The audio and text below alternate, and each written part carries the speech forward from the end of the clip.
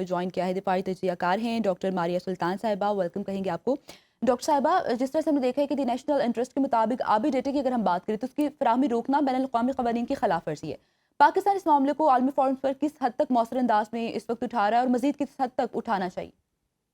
دیکھیں، پہلی بات تو یہ کہ جب آپ کسی معاہدے کی بات کرتے ہیں تو معاہدے جو ہے اس کے ساتھ کچھ جو ہے اصطلاحات بھی ہوتی ہیں جس کے اندر لائبلٹیز ہوتی ہیں۔ تو جو فرق ہے معاہدوں کا اور جو فرق ہے صرف دو ممالک کے درمیان کسی بات چیت کا، وہ یہی ہوتا ہے کہ جب آپ کسی بین الاقوامی معاہدے سے باہر نکلتے ہیں تو اس کی جو لائبلٹی ہے وہ بھی آپ کو ادا کرنی پڑتی ہے۔ ہندوستان نے یہ کہہ تو ضرور دیا ہے، لیکن اب ہمیں جو ہے ان کے خلاف نہ صرف جو ہے انڈس واٹر ٹریٹی کا جو میکانزم ہے اس کے تحت ان کے خلاف اپنے جو تحفظات ہیں ان کو واضح کرنا چاہیے، لیکن اس کے ساتھ ساتھ ہندوستان کے اوپر جو ہے آپ انٹرنیشنل لائبلٹی بھی کریٹ کر سکتے ہیں جو انٹرنیشنل جو نارمز ہیں ان کے تحت۔ اور اگر آپ یہ لائبلٹی کامیابی سے حاصل کرنے میں کامیاب ہو جاتے ہیں تو اس کا ایک بڑا امپیکٹ آئے گا، نہ صرف ہندوستان پہ بلکہ ساری دنیا کی ان ممالک کے اوپر جو بھی اس وقت جو ہے ریورس شیئر کر رہے ہیں ساری دنیا میں، یا جن کے جو کسی بین الاقوامی معاہدے کے تحت یہ کام کر رہے ہیں۔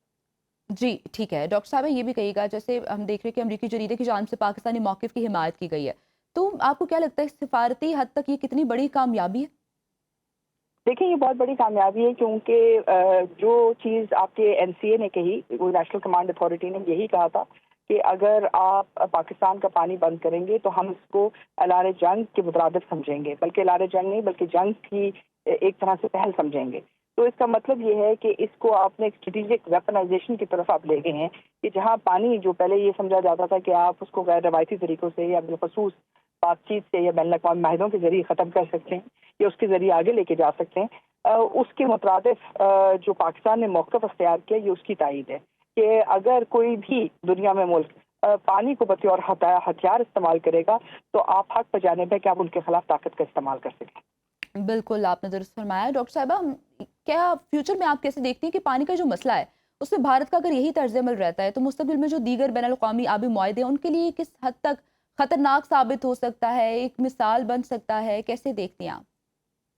دیکھیں، یہ بہت خطرناک ہے کیونکہ مسئلہ پانی کا یہ نہیں ہے کہ انہوں نے ڈیم بنا دیا اور ہم نے اعلان جنگ کر دیا۔ اگر آپ اعلان جنگ کرتے ہیں تو اس کا مطلب یہ ہے کہ آپ ہتھیار استعمال کر سکتے ہیں۔ اب اگر آپ ہتھیار استعمال کریں گے تو اس کا مطلب یہ ہے کہ جو چیز آپ نے 50 سالوں میں حاصل کی، ڈیم میں بنانا آسان کام نہیں ہے، اس پہ بہت زیادہ اخراجات آتے ہیں، بہت زیادہ اس کے اوپر ایفرٹس لگتی ہیں اور پھر بہت سارے لوگوں کی آبادی اور تمام چیزیں اس کے ساتھ منسلک ہیں۔ تو جی اگر آپ یہ کام ان کے ساتھ کرتے ہیں تو اس کا جواب اور رد عمل کیا ہے کہ اگر یہ طاقت کے